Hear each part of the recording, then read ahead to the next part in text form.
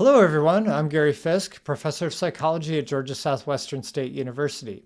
In this video, we're going to be using PSPP to do a dependent samples t-test, sometimes called a paired t-test.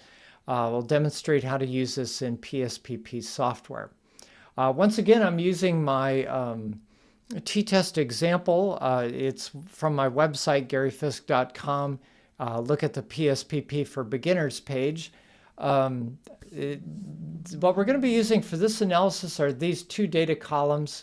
The paired samples t-test or paired t-test is one that it usually is like a before and after type situation. We're testing people before an intervention. We're giving them a drug or some other intervention, and then we're testing what they're like after that intervention. So we're going to compare that before and after condition with a paired samples t-test. So I've got it set up here. Imagine these are scores before and after some kind of teaching intervention. We gave the students a pre-test. We taught them. We'll give them a post-test to see if their scores have gone up on a standardized test.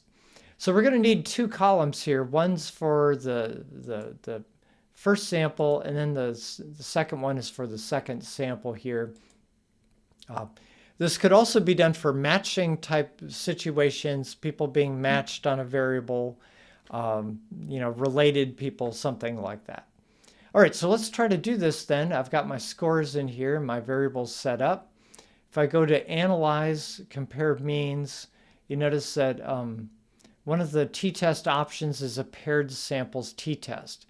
It goes by a couple different names: paired t-test, dependent samples, related samples t-test. All of them mean basically the same thing. So let's select this. It comes up with a little dialog that looks like this. It's asking us to choose our variables here.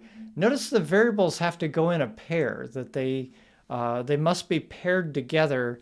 That's so we know it goes together like this. The way I like to enter these is I put the post score in first and then the pre or baseline score.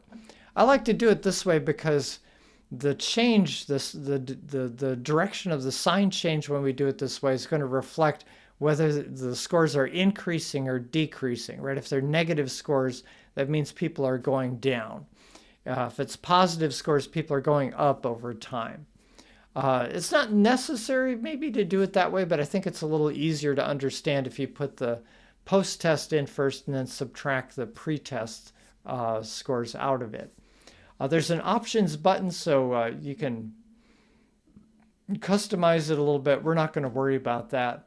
If you click OK, you get an output window that looks like this.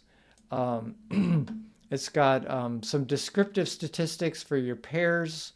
It's got some correlation table here to how correlated are these data. And then it's got the t-test results down here like this. Okay, notice the t-test results are way over here on the right. That's a pretty big t-score there, 17.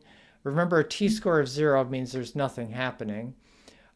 Degrees of freedom are 9. And then here's our p-value in the sig part of the table. Sig is short for significance. It's 0.001 something.